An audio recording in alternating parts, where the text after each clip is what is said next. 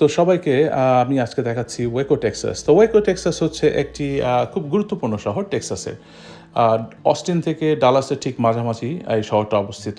পাশ দিয়ে যাচ্ছিলাম, তো ভাবলাম আমি একটু ভিতরে ঢুকে আপনাদের জন্য কিছু ভিডিও করি, আপনাদেরকে দেখাই শহরের আশেপাশের অবস্থা।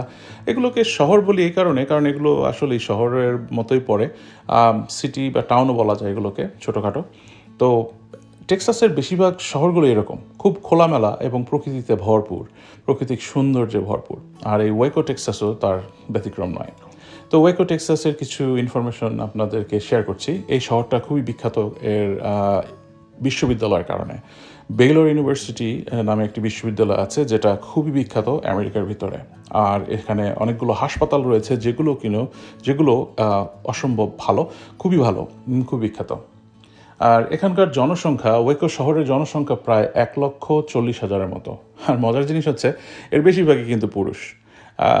একটু চিন্তা করে দেখেন বা পিছনে চিন্তা করলে দেখবেন যে আমি একটা সোলেডো টেক্সাসের কভার করেছিলাম, ভিডিও করেছিলাম। সেখানেও কিন্তু পুরুষের সংখ্যা ছিল বেশি, কম, আর মেয়েদের সংখ্যা ছিল বেশি। এই শহরে ওয়েকেও তার সেম অবস্থা। তো যাই হোক, এই শহরের পারিবারিক আয় বছরে প্রায় আপনার 60 থেকে 70 লাখ বাংলাদেশি টাকার মতো। আর এখানকার পরিবারগুলো বেশিরভাগই কাজ করেন এসব বিশ্ববিদ্যালয়, হাসপাতাল, কিছু ফ্যাক্টরি আছে, ম্যানুফ্যাকচারিং ফ্যাক্টরি, আর পর্যটন শিল্পর কিছু এরিয়া আছে সেগুলোতে।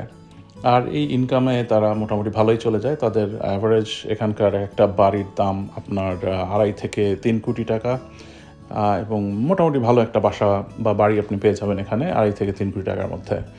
আর প্রতিটা বাড়িতেই বিশেষ করে টেক্সাসে খুব ভালো জায়গা নিয়ে আসে সামনে এবং পিছনে। আর শিক্ষা ব্যবস্থা তো একাই বললাম, এখানে সবচেয়ে বিখ্যাত বিশ্ববিদ্যালয়টা এখানে। ডক্টর পেপার কেউ পান করেন বা খেয়েছেন? যদি ডক্টর পেপার আপনাদের ফেভারিট হয়, যে সফট ড্রিঙ্কগুলো, তো তারও একটা সুন্দর মিউজিয়াম আছে এই শহরে। যদি আপনারা কখনো ওয়েকোর পাশ দিয়ে যান, ঢুকলে দেখতে পারবেন সেই মিউজিয়ামটা খুবই সুন্দর। তবে আরও কিছু জিনিস রয়েছে যেগুলো আমি বলতে এখন পারছি না সময়ের জন্য। তা আশা করি শহরটা সম্পর্কে আপনাদের মোটামুটি একটা ধারণা হয়ে গেল।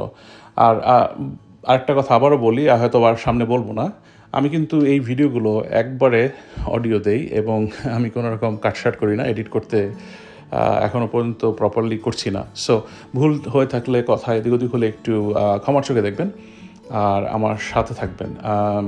সাথে থেকে দেখতে থাকেন। আমি যখনই এরকম সুযোগ পাবো আপনাদেরকে শহরগুলো দেখাবো আর শহরের আশপাশটা দেখাবো এবং কিছু ইনফরমেশন আপনাদেরকে শেয়ার করব। তো আজকে এ পর্যন্তই। বাকি অংশটুকু আপনারা উপভোগ করুন, সাথে থাকুন, দেখতে থাকুন।